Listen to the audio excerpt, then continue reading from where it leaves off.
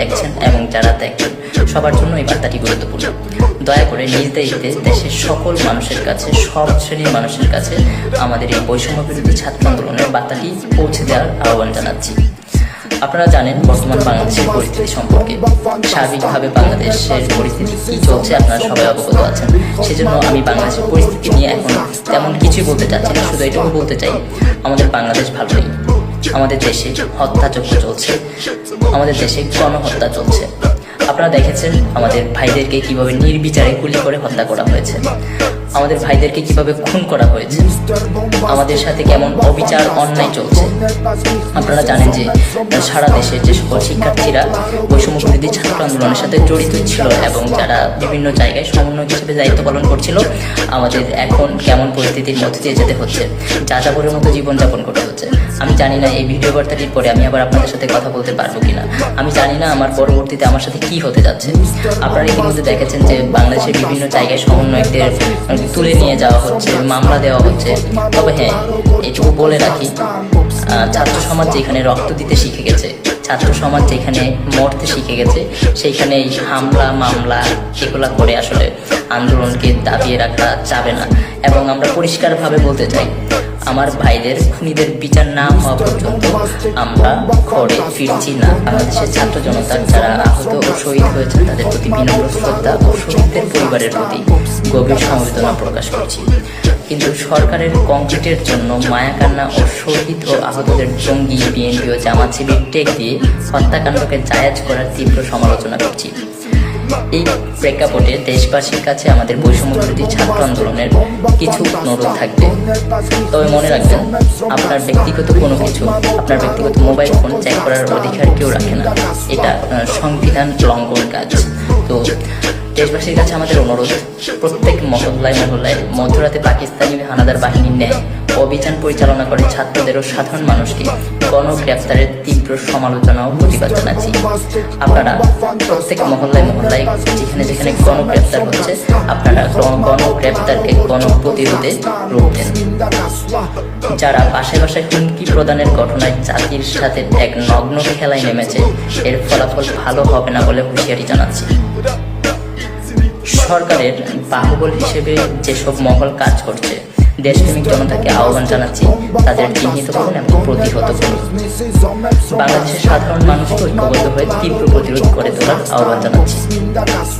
Remittance যোদ্ধাদের প্রতি বিপ্লবী সালাম ও দেশ থেকে ভালোবাসা জানাচ্ছি।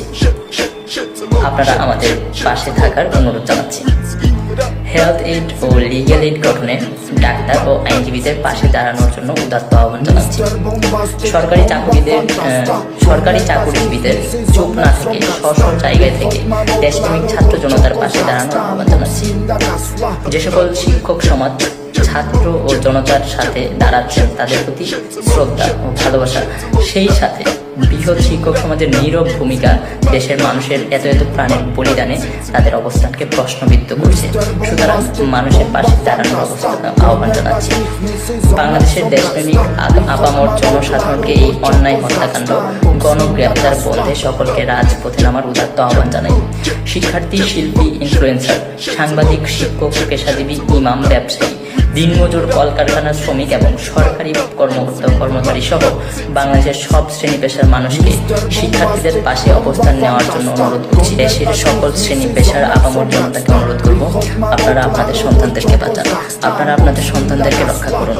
চট্টগ্রাম সহ বাংলাদেশের যে সকল জায়গায় রেড দেওয়া হচ্ছে এবং শিক্ষার্থীদের ফোন চেক করা হচ্ছে, আপনারা প্রত্যেক এলাকায়, প্রত্যেকের কাছে আমাদের অনুরোধ থাকবে, আপনারা প্রত্যেক এলাকায় ঐক্যবদ্ধ হয়ে তাদেরকে প্রতিহত করুন এবং প্রতিরোধ করে তুলুন।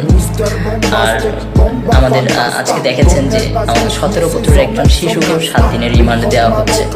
তো বিভিন্ন বাহিনীতে যারা আছেন, আমরা আপনাদেরকে পরিষ্কারভাবে বলতে চাই, আপনারা আমাদের ভাই, আপনারা আমাদের প্রতিপক্ষ নন, আপনারা আমাদের অভিভাবক। যদি পারেন আমাদের পাশে দাঁড়ান, আর যদি না পারেন আপনারা আপনাদের জায়গায় থাকুন। আমাদের বুকের ওপর আর একটা গুলি চালানোর চেষ্টা করবেন না। আমার টাকায় কেনা বুলেট আমার বুকের ওপর চালানোর চেষ্টা করলে এর ফলাফল ভালো হবে না। শিক্ষার্থীদের উপর হামলা করে আর অমানুষের পরিচয় দিবেন না। বাংলাদেশের শিল্পী সমাজের কাছে আমাদের অনুরোধ থাকবে, আপনারা যারা আঁকতে পারেন আপনারা আঁকেন, যারা গাইতে পারেন আপনারা গান, যারা লিখতে পারেন আপনারা লিখেন, যারা কন্টেন্ট ক্রিয়েটর আছেন আপনারা আপনাদের জায়গা থেকে কথা বলেন, যারা নাট্যকর্মী আছেন আপনারা আপনাদের জায়গা থেকে সোচ্চার হন, যারা পারফর্মিং আর্ট পারেন আপনারা পারফর্মিং আর্ট করেন, যারা মাইম পারেন আপনারা মাইম করেন। যে যেখানে আছেন যেভাবে আছেন প্রত্যেকটা জায়গায় থেকে আওয়াজ তুলুন। তো বাংলাদেশের আপামর জনতাকে আমাদের অনুরোধ থাকবে, আপনার যে সকল গণমাধ্যম আমাদের সংবাদ প্রচার করে না আপনারা সেই সকল গণমাধ্যমগুলোকে স্কিপ করবেন, আপনারা সেই সকল গণমাধ্যমে যাবেন না, এবং যে সকল গণমাধ্যমগুলো আমাদেরকে প্রচার করছে আমাদের কথাগুলো আপনাদের কাছে পৌঁছায় দিচ্ছে তাদের সংবাদগুলো আপনারা শুনবেন। এবং যে সকল গণমাধ্যম এবং সাংবাদিক কর্মীরা আমাদের সাথে শুরু থেকে এখন পর্যন্ত আছেন এবং শেষ পর্যন্ত থাকার আপনাদেরকে অনুরোধ করবো এবং আপনাদের প্রতি আমরা কৃতজ্ঞতা প্রকাশ করছি। সবশেষে বলতে চাই, বাংলাদেশের প্রত্যেকটা পাবলিক বিশ্ববিদ্যালয় এবং বাংলাদেশের প্রত্যেকটা সরকারি বেসরকারি বিশ্ববিদ্যালয়, অধিভুক্ত কলেজ সমূহ এবং বাংলাদেশের প্রত্যেকটা শিক্ষা প্রতিষ্ঠানে আপনারা যেখানে আছেন যেভাবে পারেন ঐক্যবদ্ধ হন। এবং আমরা প্রতিজ্ঞা করছি আমাদের ভাইদের খুনিদের বিচার না নিয়ে আমরা ফিরবো না। আপনারা ইতিমধ্যে দেখেছেন বাংলাদেশের বাইরেও বিভিন্ন জায়গায় আমাদের সাধারণ শিক্ষার্থীদের পক্ষে অনেকে অবস্থান নিচ্ছে। তো আপনারা যেভাবে পারেন আমাদের এই নিউজগুলা বহির্বিশ্বে পৌঁছে দেন, গোটা বিশ্ব দেখুক আমাদের বাংলাদেশের শিক্ষার্থীদের সাথে কেমন ইনজাস্টিস করা হচ্ছে। তো আমাদের হারানোর আর কিছু নাই, আমাদের আর ভয়ের কিছু নেই, আমাদের যা হারানোর আমরা হারিয়ে ফেলেছি, আমাদের এখন আর সামনে কোনো ভয় নাই, ভয়কে আমরা আরো অনেক আগে পিছনে ফেলে এসেছি। তো আমাদের যে সকল ভাইদেরকে গ্রেফতার করা হয়েছে, যে সকল ভাইদেরকে গুম করা হয়েছে, আমরা বাংলাদেশের সাধারণ শিক্ষার্থীরা সবাই মিলে আমরা যাব, হয় আমাদেরকে ভাইদেরকে ছাড়তে হবে, অথবা আমাদের এই লাখ লাখ সাধারণ শিক্ষার্থী সবাইকে জেলে ভরতে হবে। খুব শীঘ্রই আমরা আমাদের কর্মসূচি ঘোষণা করব এবং আমাদের যে আলটিমেটামটা আছে সেই আলটিমেটামটা শেষ হওয়া অবধি যদি আমাদের সমস্যাগুলোর সমাধান না হয় আমরা আমাদের কঠিন কর্মসূচি ঘোষণা করব। তো আমরা সবাই যাবো একসাথে আমাদের ভাইদেরকে ছাড়িয়ে আনতে।